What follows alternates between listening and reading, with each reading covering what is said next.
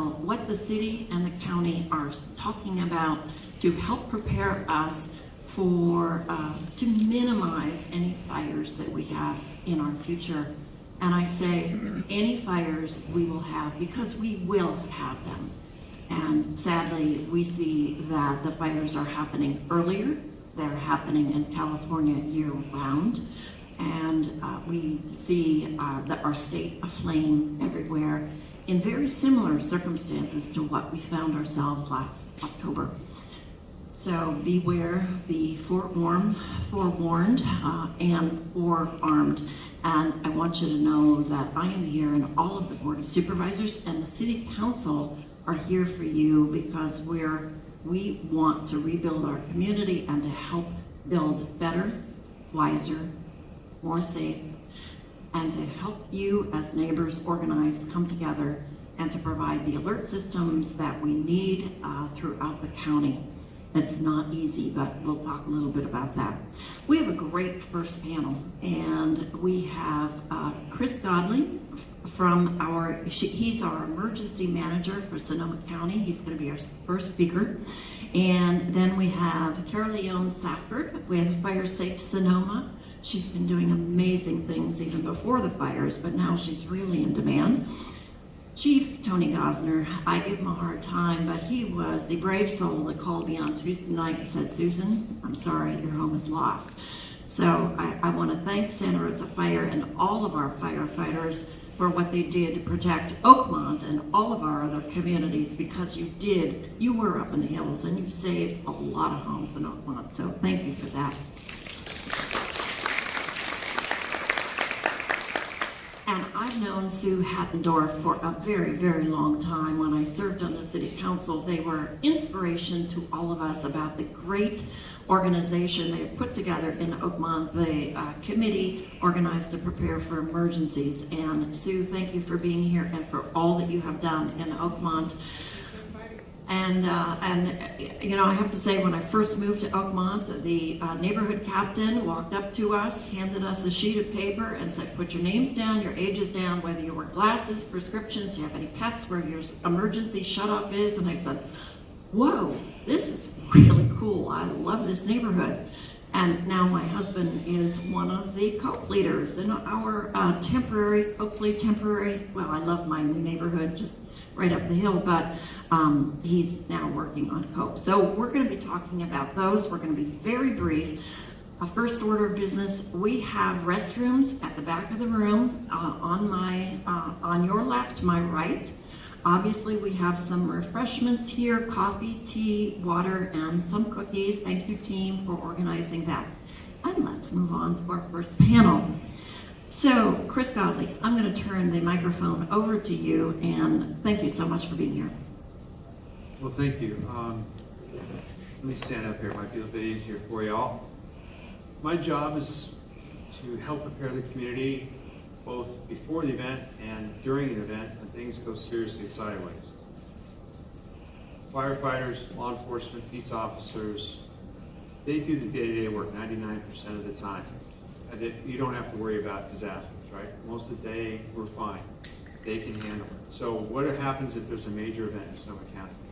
In addition to the experience we've had with the fires last October, we're also extremely concerned about other major potential events like a big earthquake here in the San Francisco Bay Area or pandemic influenza. That's where I step in. My job is really, I'm paid to be paranoid. That's my job. You don't have to worry about it. Paying someone to do that for you.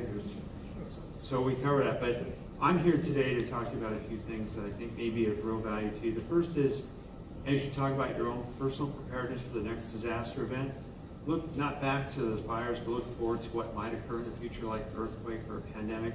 What do you need to do to be ready for yourself and your family? The number one solution I have for you, and the only thing I'm really going to suggest at this moment, is to connect. Get in touch with each other. Connect with your neighbors. Take part in your COPE program here in Oakmont, which is probably one of the most robust programs in Northern California. That's what's going to carry the day. It's not disaster kits or exotic devices and communication systems. It's people. And so if you can touch base with your neighbors or families, or as Sue likes to say, your neighborhood is your extended family, that's what's going to really make the difference in a major disaster event. And so I'd certainly encourage you to spend your energies and your time there as well. I know there are questions about alert warning system. Should I just hit that first? Okay, that's my job. I'm your alert warning guy. So after the October fires, there was a small bit of discussion regarding the ability to alert and warn community members here in Sonoma County. And so there have been a couple developments that I certainly wanted to touch base with you first. One, we've maximized the use of all the existing available emergency alert systems we currently have in place. And that includes use of the wireless emergency alert system, WEA or WEA for short. Those are the notices you might receive on your phone, such as like an Amber Alert. Has anyone ever had that where your phone just makes this really crazy noise and vibrating sound? That's the wireless emergency alert system. As a policy, Sonoma County now uses that system. We used it on June 5th for a pallet fire out near the town of Sonoma. We will continue to use it should there be other events where we need to alert or warn a community of a potential hazard or a threat in their area. We're also going to be conducting a test of all of these systems. It's the first test ever on the West Coast on September 11th and 12th. We're going to be calling all of the county on September 11th. If you're enrolled in our SoCo alert system, if you're not, I certainly can encourage you to do that. But we're going to be calling everyone in the county on the 11th, and on the 12th, we're going to activate the wireless emergency alert system and the emergency alert system where we take over your TV and radio station for a little bit. We're going to be doing that on the 12th for selected areas here in Sonoma County. And again, it's the first major test of these systems on the West Coast. And then secondly, the biggest improvement is that the County Board of Supervisors has really come to grips with the fact that the alert warning mission has changed. What used to be a small secondary assignment for the emergency management disaster people in the government is now a frontline public safety communications mission. The technology has improved to the point where we can reach out and touch base with anybody, even if they've not voluntarily enrolled in our system. And secondly, you expect more. Me as a person, when I call 911, I expect an operator to pick up that phone. They know what they're doing. They've got great technology. They're 24/7. Same thing with our alert and warning systems. We believe now that we have to invest more to make sure we can perform to that level of service for our public. So the County Board of Supervisors has stepped up, and we're going to create probably the most robust alert and warning program in Sonoma, in California. We're going to hire 2 dedicated alert and warning specialists, and we're going to improve the technologies that they can use with the public safety officials to conduct those alert and warnings. It's a significant ongoing commitment from the county to really develop state-of-the-art alert and warning programs for our residents. I'm very excited about that. As a bureaucrat, I'm a little worried because it's a lot of work, but we expect to actually hire our alert and warning manager in the next couple of months. So we're very excited to be able to put that into place. Going forward, we also want to make sure that we're connected with people in the community. How do we reach you if you have a challenge like maybe you're part of the deaf and hard of hearing community? How do we connect with you in our warning systems? Flashing lights. What are the technologies we want to use or recommend to people so they can enable the best possible access to our alert and warning service? So we're very excited about not only having the capability, but being able to deliver and test these systems with our community. As an emergency manager, this is a big step. I can tell you no other jurisdictions are doing this, but other counties are watching us closely now to see not just what we have learned, but how do we change? How do we grow and actually become more resilient for the next set of disasters coming our way? I think that's it now. I'd certainly want to leave time for questions. And Chris, I have a question because you probably know what I'm going to ask you. And many people had cell phones, but they were turned off. And obviously, we talked about the hard of hearing, whether you wear hearing aids. But even in Oakmont, we have cell shadows without adequate coverage. And the people up in the hills in the first district, especially after the fires, the cell providers, the service is much less than it was before. So how are we going to alert the folks who may not have cell phones or may not have service? Yeah, so the challenges you described are very common in Sonoma County. We live in a pretty rugged set of terrain.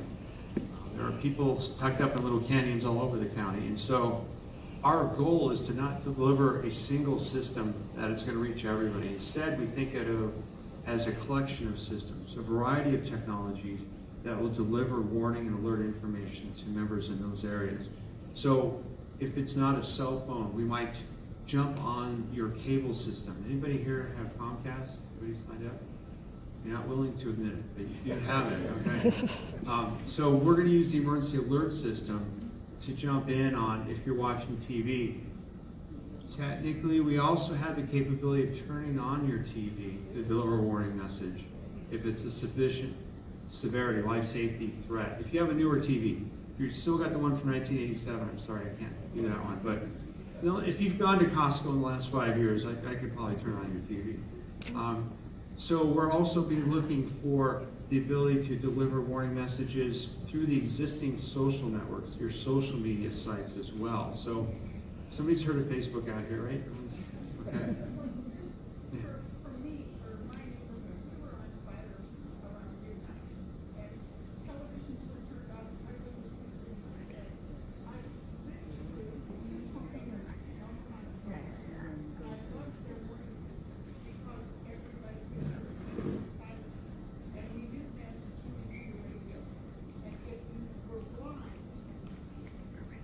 Just repeat part of it.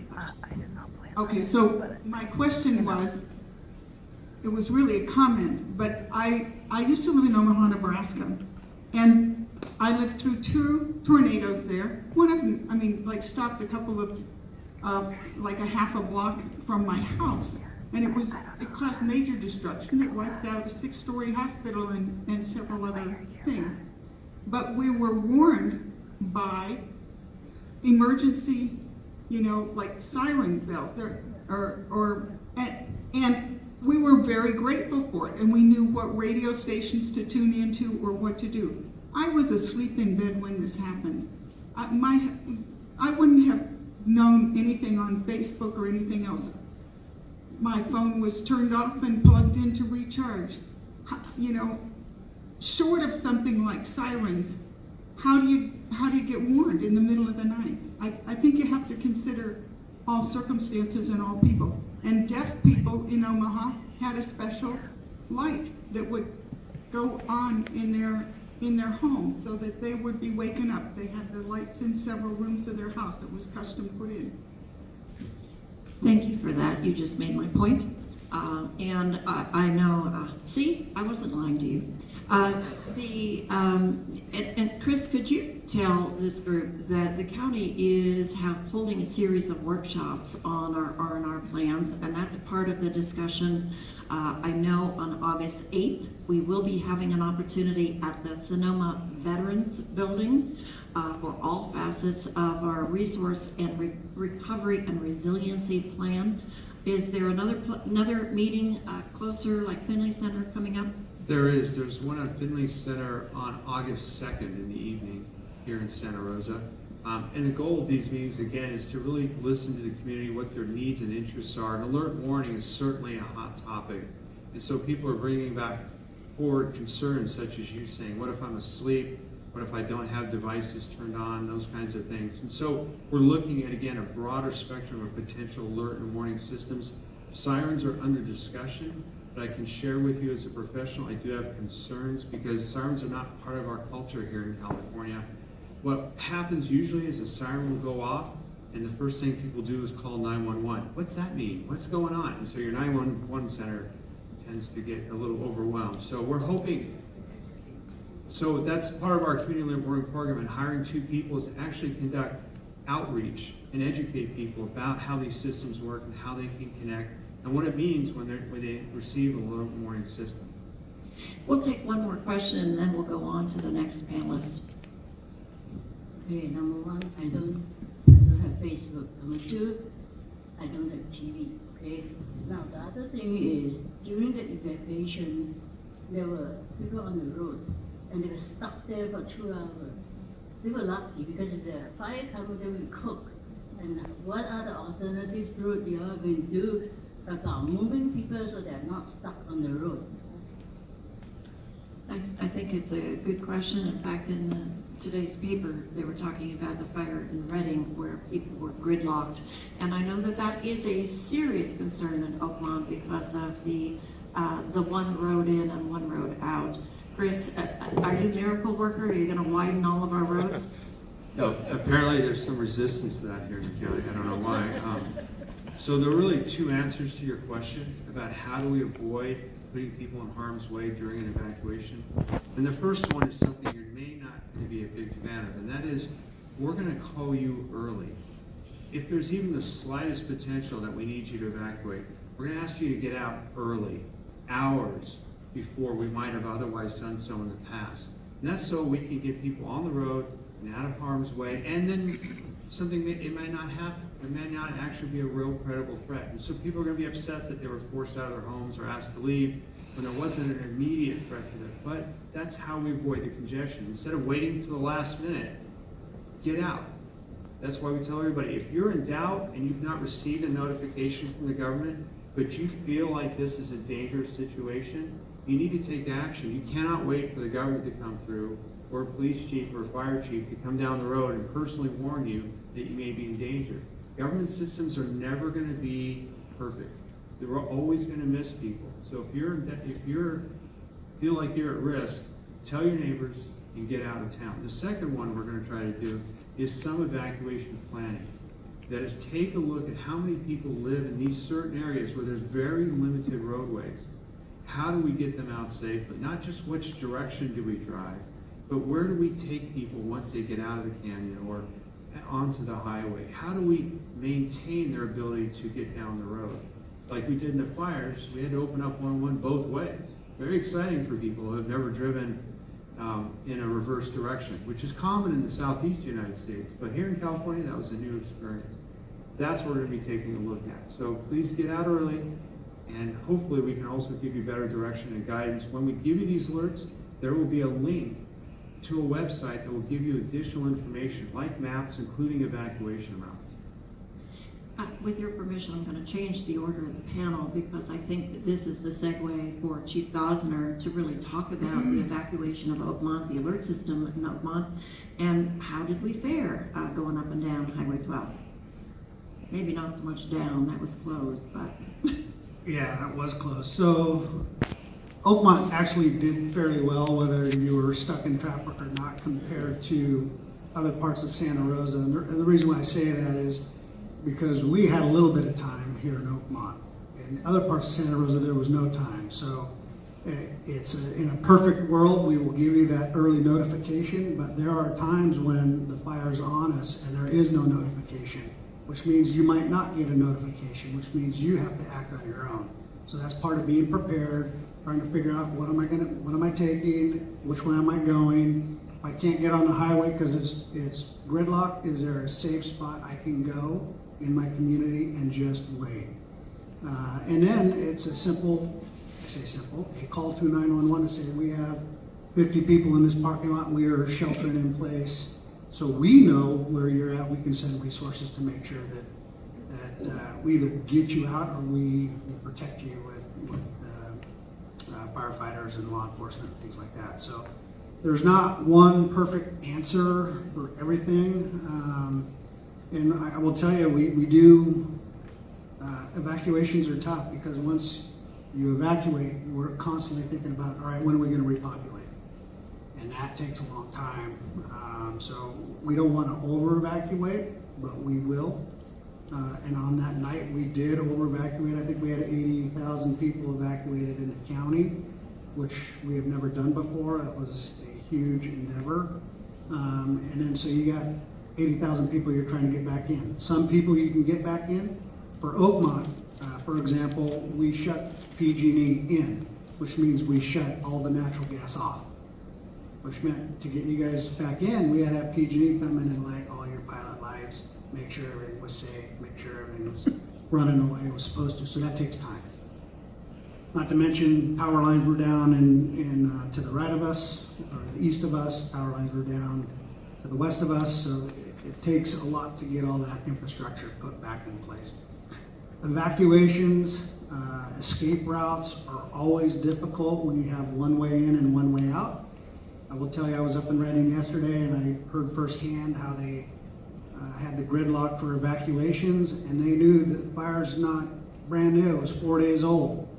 They still experienced gridlock because a number of reasons. One, people won't move until they absolutely have to, and that's a mistake for all of us, right? And the other part is that, you know, the fire changed course quicker than what the authorities thought it would do. And what they had happen that day was they had a plume-dominated fire, which means it had a huge cloud, it was building a cloud, and then it collapsed on itself and blew fire everywhere, which they can't tell if it's going to collapse or not, right? So there's a lot of things that go into why fires move the way they do and why things happen, but that's all the more reason to get out early, right? And then we run into, then it becomes a law enforcement issue because you're out of your house, we don't want looters. I heard a story, I always hear stories about looters. I will tell you, when we have disasters, it brings the best out of people, and it also brings the worst out of people. So I really don't have a good answer for that fear other than law enforcement is very engaged. Nobody I know takes it lightly. So I was in Reading yesterday, and I went through a roadblock, and they had somebody hooked up sitting on the bumper of a car, and I know exactly what was going on, and that was 4 days into the fire. So law enforcement's very engaged in that. My point is, you can't worry about that. Take your valuables, get out, and let law enforcement do their job. That doesn't mean things won't happen, but we have to have faith and trust in law enforcement. They did a phenomenal job for us those few weeks. And then the other thing on our escape routes, you got to know where you live. You know your weather patterns. You know it's been hot for 2 weeks. It's dry. Humidity's low. A lot of that is your own situational awareness. I can't stress enough that everyone in this room, everyone in Santa Rosa needs to be aware of their surroundings. So if something doesn't feel right, you smell smoke, don't sit there and, I smell smoke. Get out and take a look. Was the wind blowing a different direction? Where's the smoke coming from? Maybe it's a barbecue, maybe it's a campfire, maybe it's something else. But that's where you all can help the rest of us in terms of paying attention. If it is a fire, call 911, get us out here, right? So, but it takes situational awareness. It's a shared responsibility. We live in a beautiful area, and with that beauty comes risk. And we cannot take away the risk. We can only manage the risk, and that's all of us. I'm going to ask one question of either of you, because we've talked about the emergency alert systems. That's assuming we have a cell phone and cell service, or perhaps landlines. But we've also experienced probably the worst case that hopefully we will ever experience, and that was so many of us lost power here in Oakmont, couldn't get the garage doors open. So you talked about, okay, if you hear an alert, you're going to go online and check to see where it was, and many people did that if they still had power. But if you don't have power, you can't do that. So, and my mother-in-law had her neighbor assist her in getting her door open. She was really worried because she left the door open. I said, don't worry about that, that'll be fine. But so what do we do if a community loses power in the extreme emergency that we experienced? I'll start. We all have to be ready for power to be, whether there's an emergency or not, power's going to go out one day, right? So we all know how to open our emergency, use the emergency handle on our garage doors. But when there is an emergency... Actually, not everybody knows how to do that or can do it. Yeah. Well, we all have, if we live in a house, we have to know how to use our house. And part of using our house is knowing how it functions when the power's off and when the power's on. Anybody today can go to Home Depot, Friedman Brothers, and get a garage door opener with a battery backup. Anybody can do that. It's been available for a while. So I highly recommend, if you need that, when your power goes out, you have a battery backup so your garage door will open. Now there's a problem with that. You got to test it every 6 months, and when the battery goes dead, you got to replace the battery. So just like a smoke detector, if you don't replace it, it's not going to work. So it's not a fail-safe, it's a tool. And if you can't open your garage door, you know, there's plenty of, I know Senator Dodd's got legislation to require all new construction has battery backup for their garage doors. And we have that technology today, so we just need to be able to, if we need it, we need to go get it for ourselves to make sure that it's working. And test it every once in a while. So I don't know how many people have ever shut off the power at their house and figure out what works and what doesn't, but I'll do that every 6 months in my place and make sure things are working. So it's part of being prepared. I can't stress enough, we have to be prepared.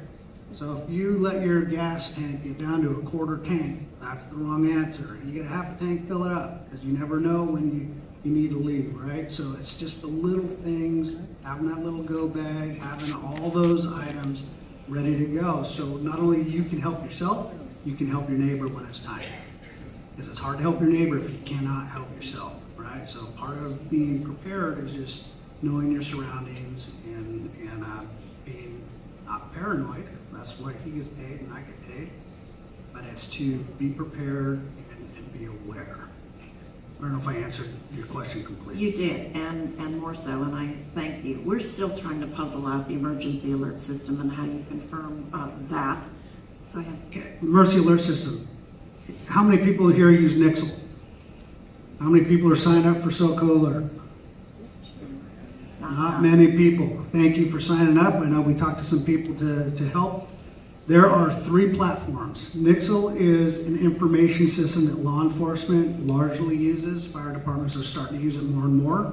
This is the problem that we're seeing. When we push out a Nixle, some people are very happy, other people are not, and they unsubscribe because they don't want all the alerts.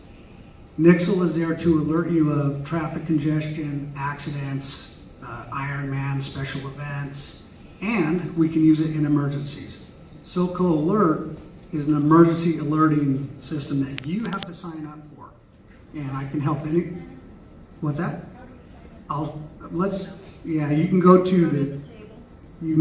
to my table, it's on the Sonoma County website, it's on the Santa Rosa City website, but we haven't, while we've pushed it out, I don't think we've done a real good job of pushing out enough, right? So apparently there's only 4 or 5 people that have signed up, so we need to sign up. That's called an opt-in system. We're going to use that to notify people. That's also the reverse 911, so if you have a hard line, it'll call your hard line as well as your cell phone. Your cell phone, make sure it's charged and sleep with it in your bedroom. Don't leave it in the kitchen anymore. And when you sign up for your alerts, there's options. You can get a text message, you can get an email, or you can get a phone call. Take the phone call. When you sign up for an alert, pretend it's Tuesday at 3 in the morning. How do I want to be notified to get out? A text message and an email does not work, right? So, and Nixle is largely a text message platform or an email platform. So I sleep with my phone next to my bed during the day, it's on silent. At night, it's on, so it'll ring. Because I want to be woke up at 3 in the morning. That's part of my job, and part of I want to know when something's going on if somebody's evacuating us. If somebody's calling you at 3 in the morning, there's a reason, and it's usually not a good reason. So I recommend everyone sleep with their phone, and they sleep with it on. The third system that Chris talked about was the wireless emergency system. That's an off-out system. So you can actually turn it off in your phone. Don't do that because you won't get notified. If you're down in Southern California and there's an emergency, you will get notified if they use it. Anybody visiting up here will get notified if it's on their phone. So, but there's some complexity to those. So we used it on the pallet fire about 6 weeks ago. You want to talk about this part? Or? We used it on the pallet fire in Shell Vista. They used a small area. They pushed out the wireless alert.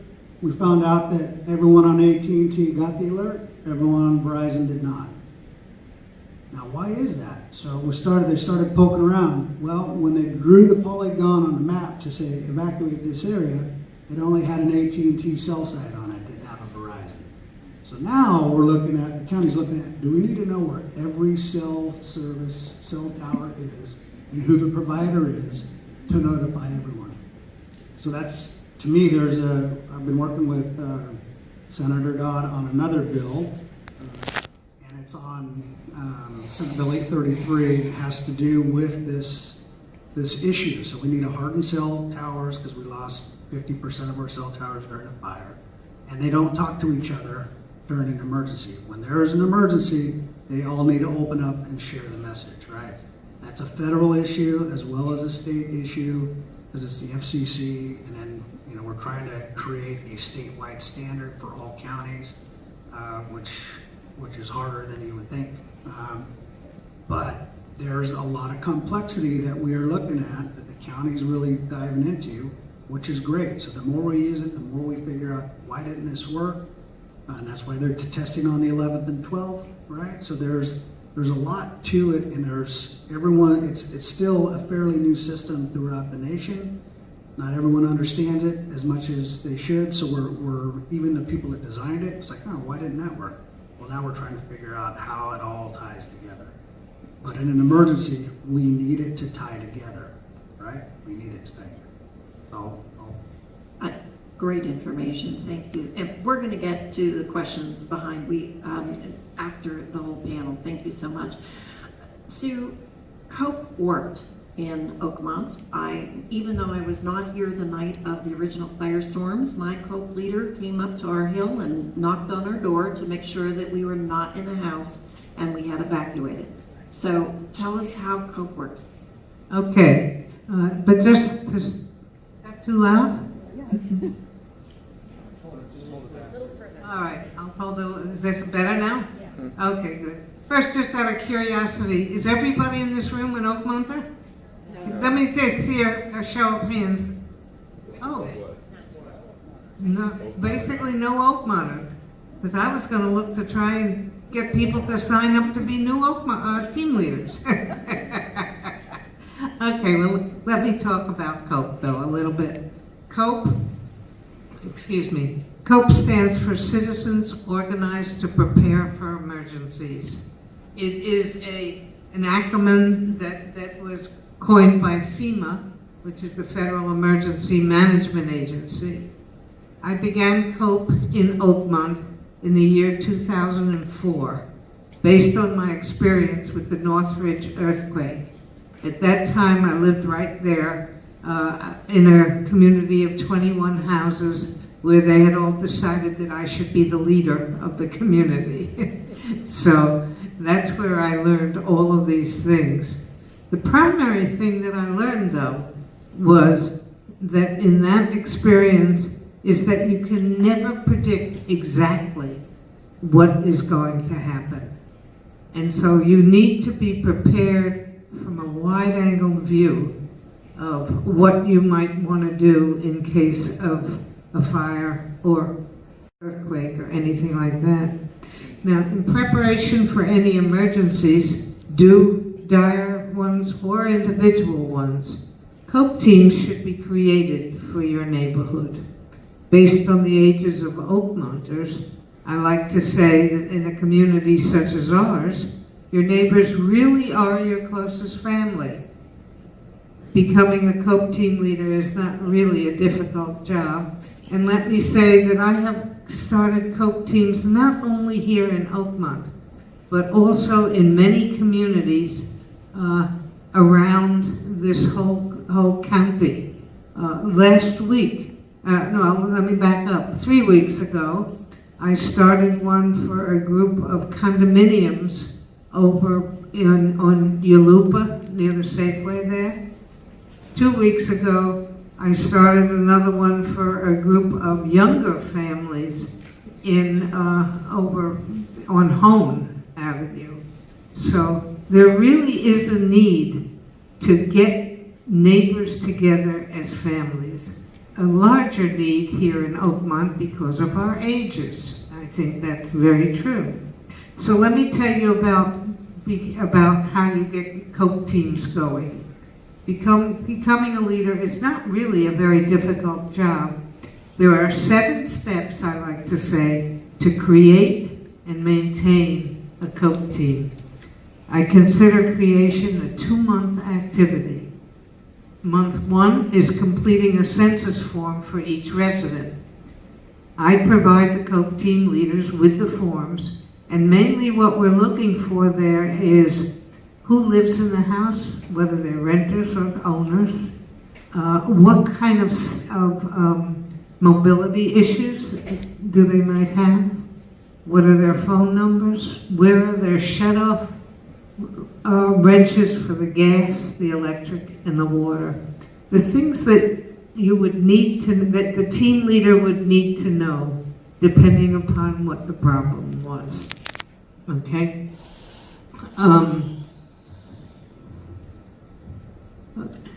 Okay, now month 2 is scheduling and holding a meeting of your team so that everybody on the team gets to know each other.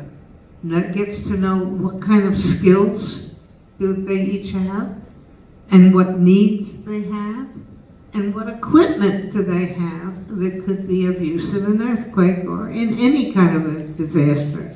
For example, think about Oakmont, with been a while around for a long, long time, and there are a lot of people, older people, that don't have air conditioning in their homes. Some of them have fans, but the neighborhood team should know who in their neighborhood does not have a way to stay cool, right? Even if there is no power failure. And that's one of the things that people learn. That if their neighbor in a heating situation like we're having now, invite their neighbor over to come and sit in their house until the heat goes away. Those kinds of things, okay? So that at the end of 2 months, a team has been put together, and then what I recommend is 3 times a year that the team leaders go out and recheck their neighborhood, and if there have been any changes, and then I generate new block diagrams for them to hand out. And just, I don't know if you can see it from this distance, but this is what a block diagram looks like. It shows all the houses in the neighborhood, and it defines a central meeting place for the team at times of a disaster. One of my rules is that, considering the ages of the community here, no one should ever have to walk more than 4 house lengths to get to a central meeting place. So that's how I determine the size of a team. Okay? Now, after last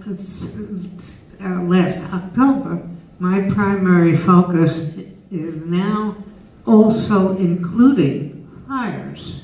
Obviously, that's very important. When a fire occurs, your primary focus is evacuation, so you need to be prepared. And here's the message that I am now giving to teams and team leaders to tell their team members. I want each of you to take 2 pieces of paper.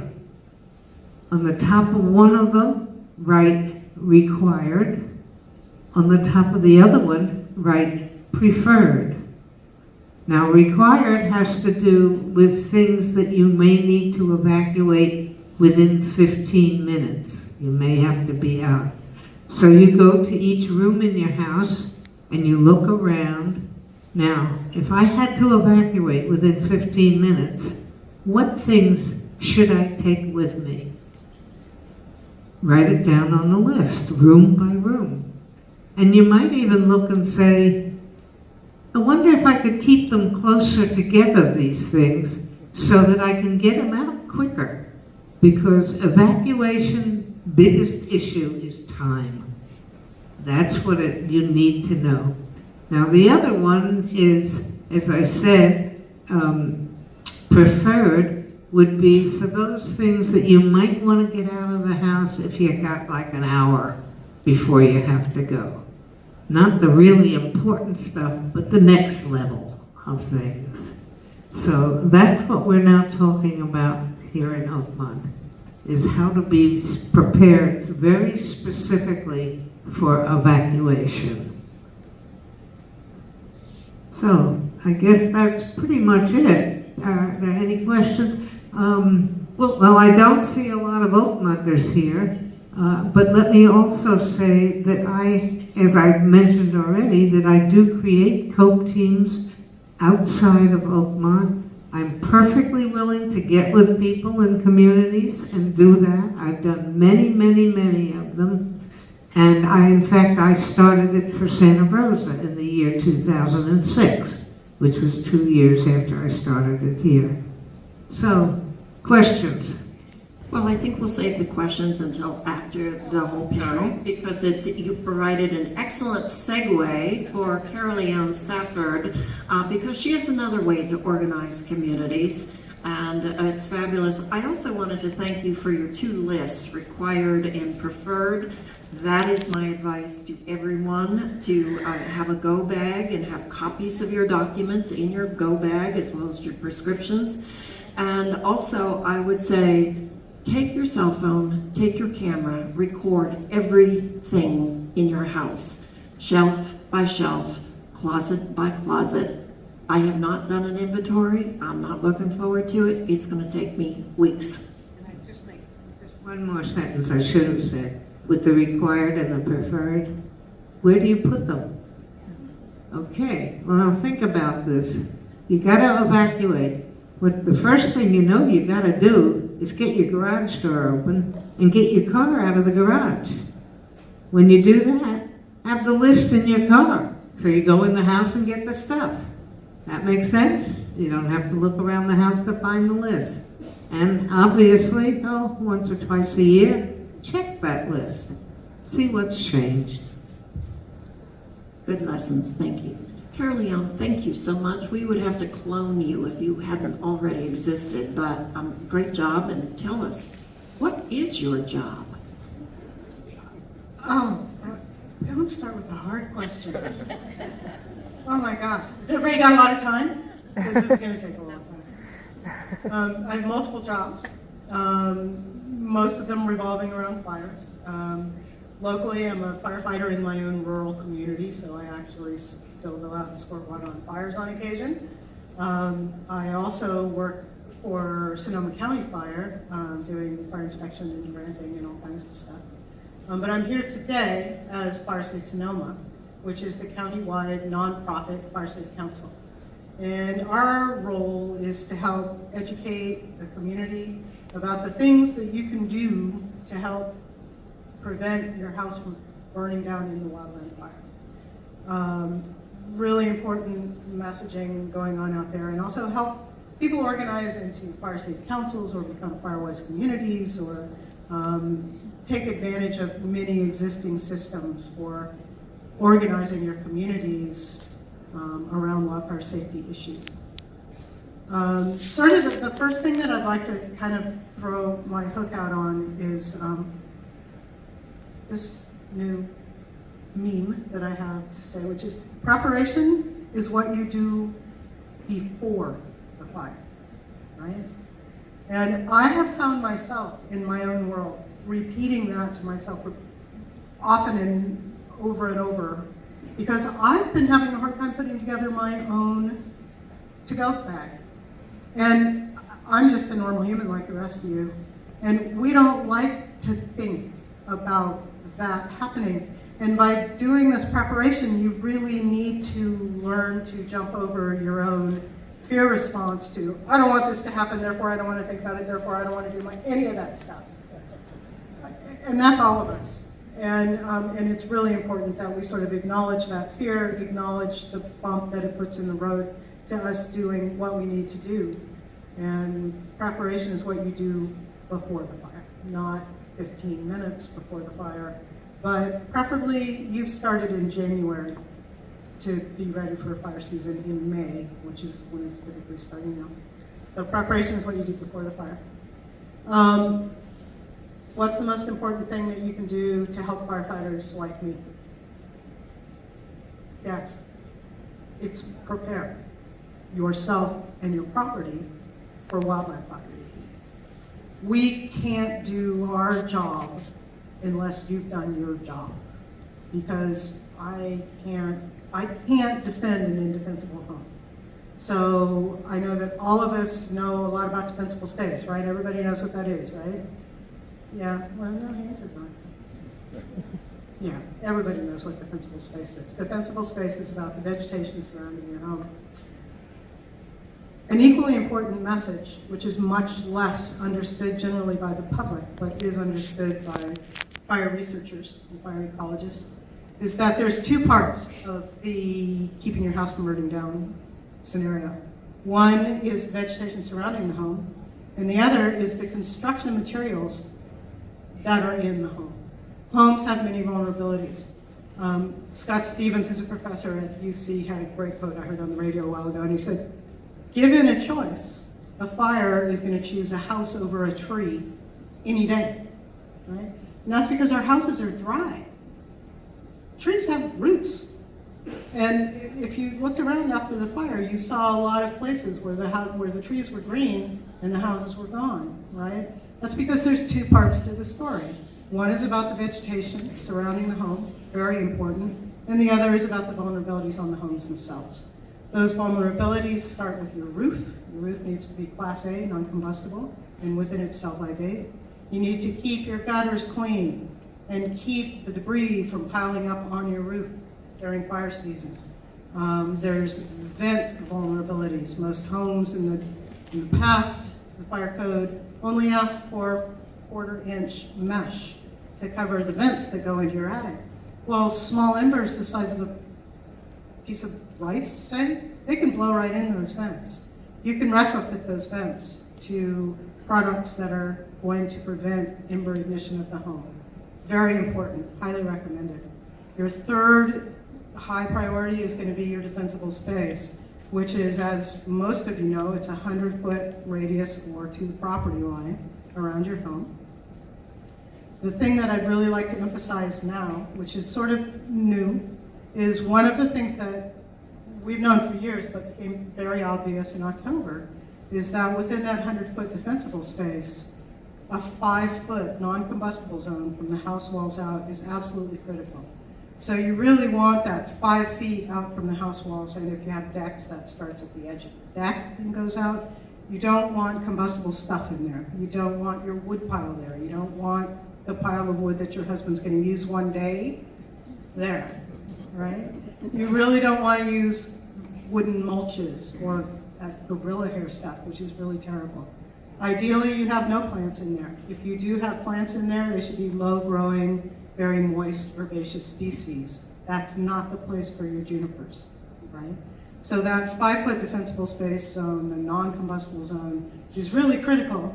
And if you're going to go home, and I hope you do, and walk around and take a look at your house, don't forget to look for your stuff. This is something that I see over and over in inspections, is that we've been so good at teaching people about defensible space that we've become blind to our own combustible stuff that we have lying around our houses. I was doing an inspection a while ago. Some lady had been collecting her beautiful Christmas wreaths for years and had them all nailed to the house. Yeah, nailed to the house. And she was completely blind to them, right? Wooden siding, 6 dead Christmas wreaths. So really be very, very, this is where I like to say, this is where it's really good to be obsessive compulsive, right? You know, really think about, is this going to burn if a burning piece of charcoal fell on it, right? So think about that in your defensible space zone. The next things you want to think about are decks. Wooden decks have vulnerabilities. There are things you can do to reduce the vulnerability of decks, short of replacing them. Ideally, you want to replace them with something non-combustible, but if you can't do that, there are tools and techniques that can help, not least of which is don't pile stuff up under the deck, and make sure it stays clean on top of the deck. Often when decks combust in wildland fires, they combust because of something that was combustible that was left on the deck, right? So if you have an old dead palm sitting in a wicker basket on a wooden deck, not necessarily the wooden deck that caught the house on fire, it was the palm that caught the deck on fire that caught the house on fire. So be aware of that. Windows are also vulnerable. The new Wildland Urban Interface Building Code asks for double pane windows, one of which is tempered glass. And the reason why is that tempered glass fails at a much higher temperature than a neoglass. So if you're going to replace your windows, replace them with wildland urban interface approved glass is a really good idea. And finally, number 6 of 6 is the siding. And when I start talking about structural hardening, that's usually the first thing people think about. Oh, my house has wooden siding. It's a vulnerability. It's ideal if you have non-combustible siding or ignition-resistant siding. But risks to the siding, assuming the siding is in reasonable condition, are largely controlled by the exposures to that siding from plants and other combustible items that are near the home. And so you're largely in control of the risk to your siding. So it's not as huge a looming, terribly expensive project as some of the other ones are.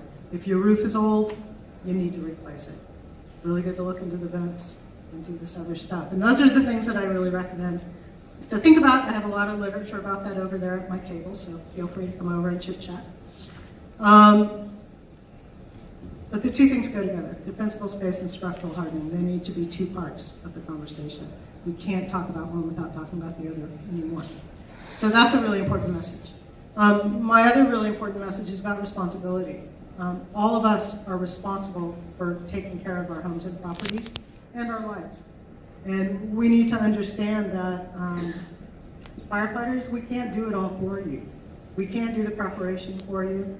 And when the situation is dire, as we had last October, our abilities to do what we are hardwired to do, which is take care of our people, is greatly reduced.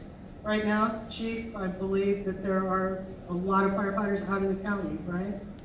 Resources are very thin. I can tell you that in my fire response area right now, there are 3 people because I am gone, right? So, you know, sometimes that's where your responsibility becomes so important, and to do things like book programs and do the preparation that we're talking about. It really comes down to you getting over the boulder of resistance and fear and actually doing the things that you need to do.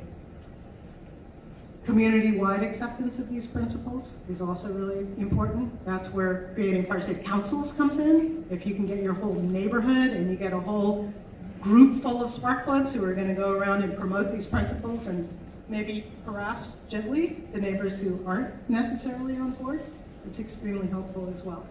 So those are my brief recommendations. Thank you. Thanks, Carol Ann. That's why she is my new best friend. And her messages are really profound because that's how I lost my home. I could have probably survived the home as it came through the state park and the eucalyptus trees. I had 4-foot tall juniper bushes. Man, did they torch along with the Italian cypress trees. They went right up the back of the house with 30-foot tall flames. And then into the attic, and that was when Chief Gosner said, the fire is in your attic. Can't save it when it's in the attic. So really pay attention to all of the recommendations here about preparing for emergencies, doing the best job we can. Rip out those juniper bushes. My gosh, I drive around Oakmont and I see juniper bushes everywhere, and I just want to take a chainsaw to all of them. And in fact, I am doing that at my new temporary house. We're going to thank you for your patience. Thank you for your questions. These individuals will be here for a while longer to answer your questions. Please do go visit the UCCE table with the Master Gardener. We have a couple of workshops coming up.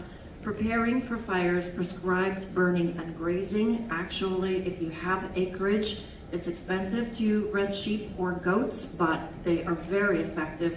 My hillside didn't burn because we had sheep on the hillside last year and this year. Oakmont does use sheep to graze on the common space. Master Gardener's Workshop, Fire-Wise Practices for the Home Landscape.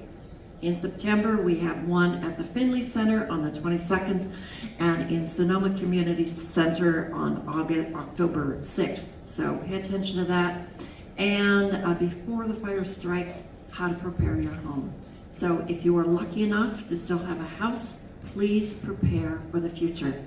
I want to thank you so much for your patience. We do have another panel discussion coming up if you want to stick around, and it's talking about rebuilding green and efficient homes.